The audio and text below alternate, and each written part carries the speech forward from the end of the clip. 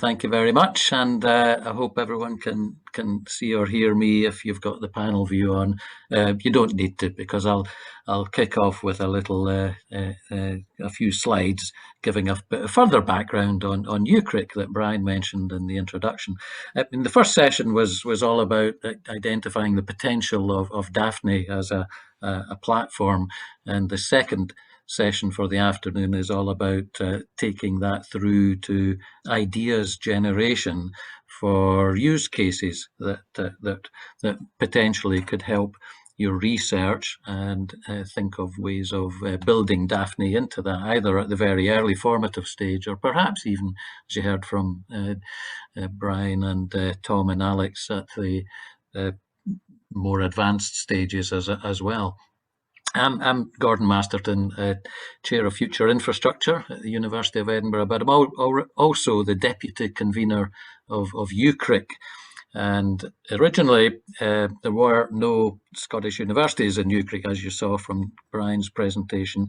But 18 months ago, there was an open call for new entrants into the UKCRIC network, and I pulled together something jointly with Heriot Watt, put in the application, really based on the very heavy evidence of government investment through the Edinburgh and South East Scotland City Region deal as being a comparable investment in infrastructure and cities as the original founding UKCRIC members had. And that argument succeeded, and coupled with the research excellence from Edinburgh and Heriot Watt, and we're now full partners and members of the UKCRIC network.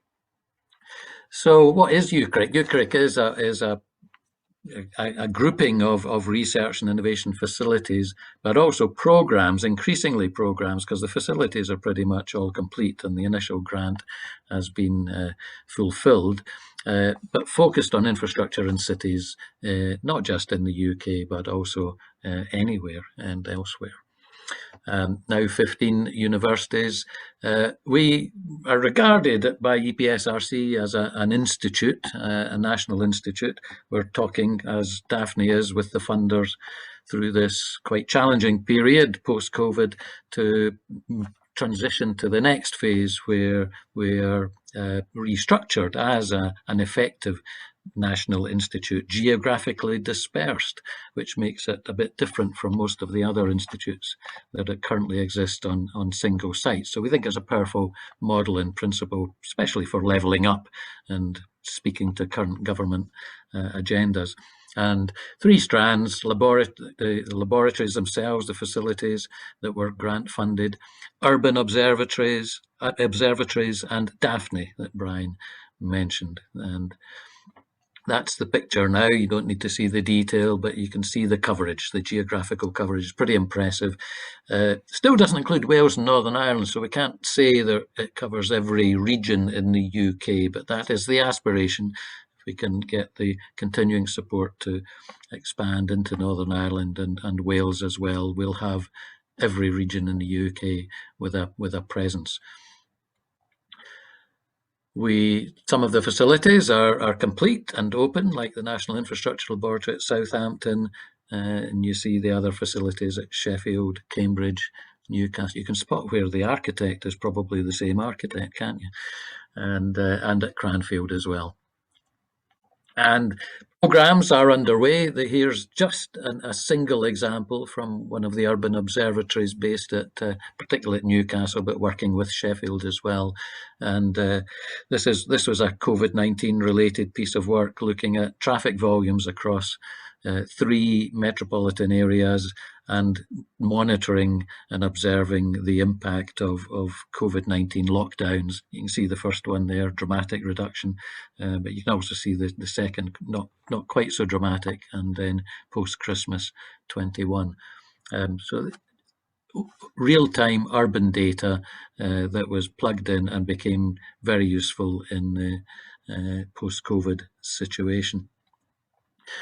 And DAFNI very much is a core part of the UKCRIC community. It provides that computational platform for data analysis and infrastructure research. Large scale, large volume, big data, and then visualization.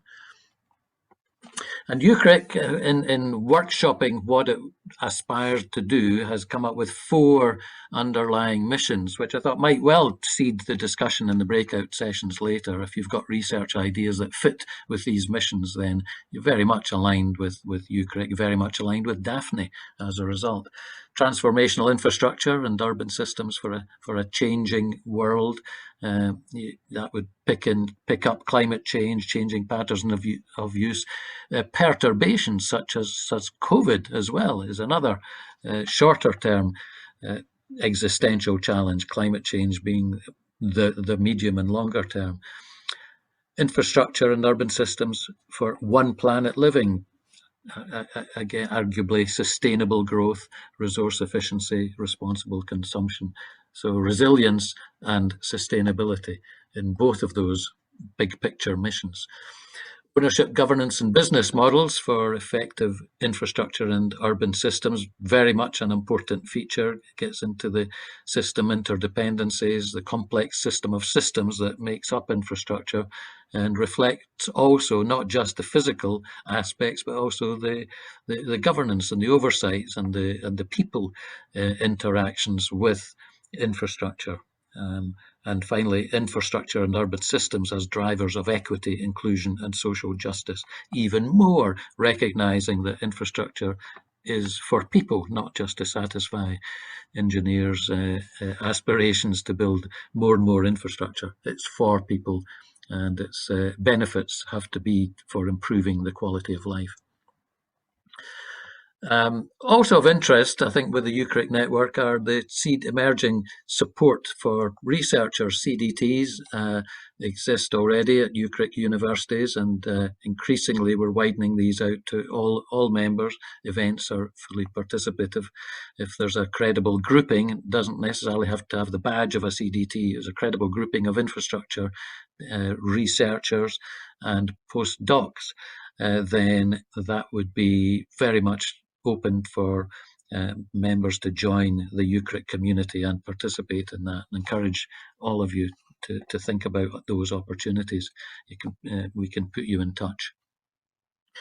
And into the longer term, the vision for UKCRIC is to be recognised nationally and even internationally as the principal centre, geographically dispersed, for infrastructure and cities research, and to be a place where policymakers and government would go to for advice on infrastructure and cities in the research areas that are being covered. And that, again, is worth thinking about, because for infrastructure, most of the policy decisions are devolved to the devolved administrations. Holyrood makes most decisions about infrastructure policy, and in Scotland, and similarly Cardiff and Belfast, ultimately for Wales and Northern Ireland. So research that can appeal to, if you're looking for funding as well, if it's going to attract government funding from the Scottish perspective, then think of ways that would appeal to the funders there at Holyrood, and not just for Westminster necessarily, from our perspective, through our lenses. And also collaborations with industry, very much on the increase. Already agreements with HS2, others are being worked on. And to treat, the idea of the living laboratory is very strong in the philosophy of UKCRIC, to treat every major infrastructure project, every new investment in infrastructure in cities as the opportunity for a living laboratory in some way. And the more that we can encourage that, then the more openings there are for working with industry and government stakeholders to enable that. So that's the little introduction to UKCRIC, and my present task now is to make some other introductions to demonstrate some of the early thinking on potential for use cases in infrastructure in cities, but from a more parochial, Edinburgh-based perspective initially. I'll be handing over to Lindsay, who will have a project for a 10-minute chat. And then Lindsay, if you could then hand over, Lindsay, to Chris Dent, University of Edinburgh, our digital twinning for infrastructure and in cities. And then Chris will hand over to Fred Boucher, another of our colleagues in the Centre for Future Infrastructure, talk about data-driven innovation ideas. And finally, Brian will return to talk about that project he teasingly introduced, Open Clim with the University of East Anglia. But Lindsay, over to you.